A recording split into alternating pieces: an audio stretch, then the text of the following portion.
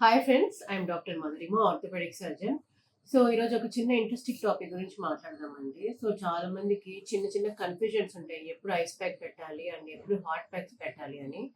So ఎప్పుడు కూడా ice packs అనేవి దెబ్బ తాకినప్పుడు లైక్ దేనికైనా కానీ, నెక్ ఇంజరీ కానీ, నీ ఇంజరీస్ కానీ, షోల్డర్ ఇంజరీస్ కానీ, ఎలాంటి ఇంజరీస్కైనా కానీ మనం ఐస్ ప్యాక్ పెట్టడం అనేది జరగాలి. సో ఐస్ ప్యాక్ అనేది ఏంటంటే మెయిన్‌గా వాపుని తగ్గిస్తది కాబట్టి ఇన్‌ఫ్లమేషన్ తగ్గిస్తది కాబట్టి సో దట్ వాపు తగ్గుతది. వాపు తగ్గితే పెయిన్ గూడా తగ్గుతది. సో ఐస్ ప్యాక్ అనేది ఎప్పుడు కూడా డైరెక్ట్‌గా పెట్టకూడదు. సో ఐస్ ప్యాక్ అనేది ఎప్పుడు కూడా ఒక థిన్ లేయర్ ఆఫ్ టవల్ గాని యూజ్ చేసి ఐస్ ప్యాక్ పెడితే మంచిది. సో స్కిన్ అనేది డ్యామేజ్ కాకుండా ఉంటది. హాట్ ప్యాక్స్ అనేది మెయిన్‌గా ఈ మజిల్ స్టిఫ్‌నెస్‌కి గానీ, మజిల్ సోర్‌నెస్‌కి గానీ, నెక్ పెయిన్స్ మెయిన్‌గా షోల్డర్ పెయిన్స్ కానీ, బ్యాక్ పెయిన్స్, ఆర్థరైటిస్ వల్ల వచ్చిన వాపులుంటాయి గదండీ! నీ పెయిన్స్ కానీ ఉన్నప్పుడు మనం హాట్ ప్యాక్స్ పెట్టడం అనేది సజెస్ట్ చేస్తాం.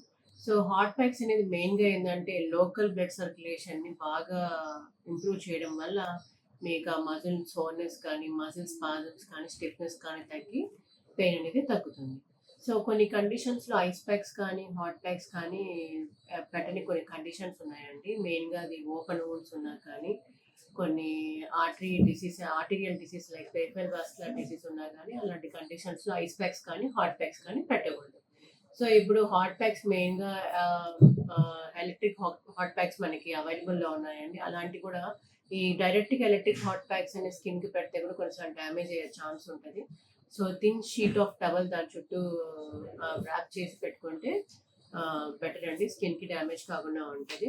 Thank you so much.